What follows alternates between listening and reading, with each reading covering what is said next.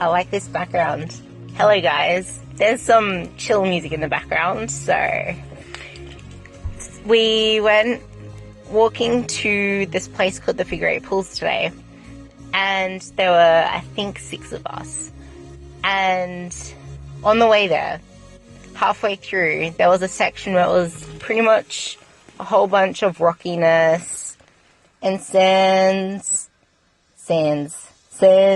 and tree trunks and like all these different like obstacle kind of things on the way. And there were like pools, puddles, and obviously when you're like doing rock climbing or bushwalking or whatever, there are going to be parts that are slippier than others, parts that you're going to need bigger strides for, parts where you pretty much have to use your hands to get through because it's such a complicated little endeavor.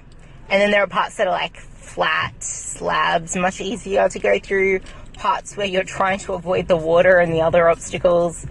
But what I'm trying to say is that you have the same destination in mind, the Figure Eight Pools. All 6 of us, we were aiming to go there. And we split up into our little couples or triples that we were in. And some of us even took little bits of time where it was just we wandered off on our own to go on our own route to the destination.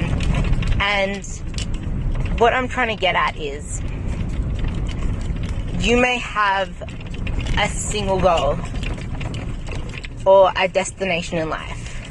For example, you may want to look good in a bikini in summer, just like a whole bunch of other people.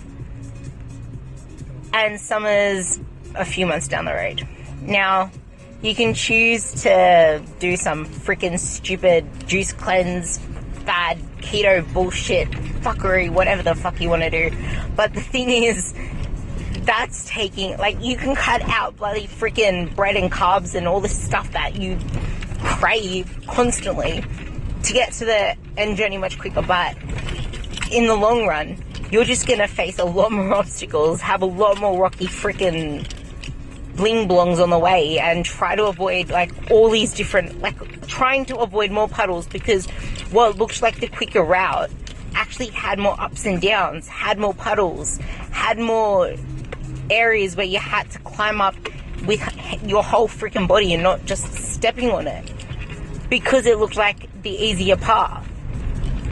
That's just like when you're doing whatever fuckery keto shit you want to do, when you love carbs and all you're doing is fighting these bloody cravings, and all of a sudden you find yourself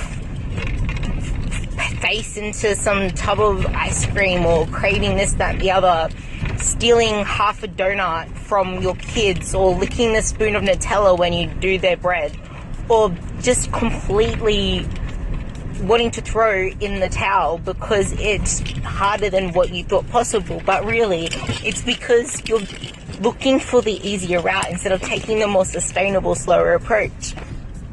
And then if you look at the ones where that they take the, like, they're still taking the rocks, but they're taking the longer path, the one that has the smoother rocks, the one where it has more rocks available, so you're not trying to hip hop, jump, whatever, past like little bits of water that are too deep that are gonna like drench your shoes and leave you marks at the end, sort of thing, so you have to hang them off at the end.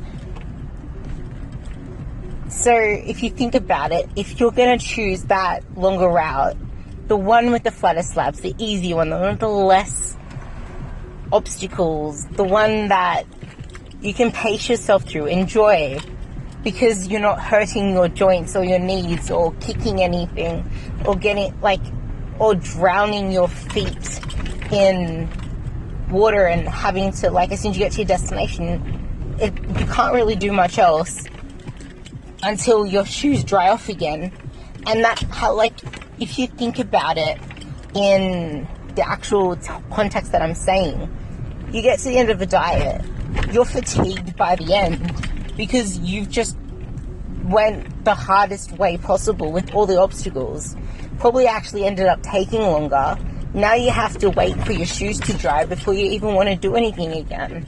You probably don't even want to think about dieting again. You could just rebound completely. So taking that easier route in the long term ended up being the worst decision, because how about the after diet? And you can apply this to anything, to training, to putting so much pressure on yourself to want to hit PBs all the time, max out, annihilate your muscles because you don't feel like you're getting any work done until you have bloody DOMs or muscle burning or a pump or veins showing. But in reality, you just need to stimulate that muscle and get in volume. Volume is the key to hypertrophy, if that is your goal. And hypertrophy should be your goal, even if you want to lose fat, because muscle is an expensive tissue to build and to maintain. Yeah, okay, probably like 1 pound only burns an extra 5-10 calories in a day, but it's that muscle that's going to give you the shape that you want. And building that muscle should be your priority when you're in that gym. Don't use gym sessions. I've mentioned this before in another podcast. Don't use gym sessions as your means to burning calories. Use gym sessions as a means to building the muscle, to building your shape, and to get stronger and perform better and fitter for life. Use your diet and cardio if needed to do the rest. Enjoy the process and work on your mindset above all, because that's the hardest thing to work on, your mindset.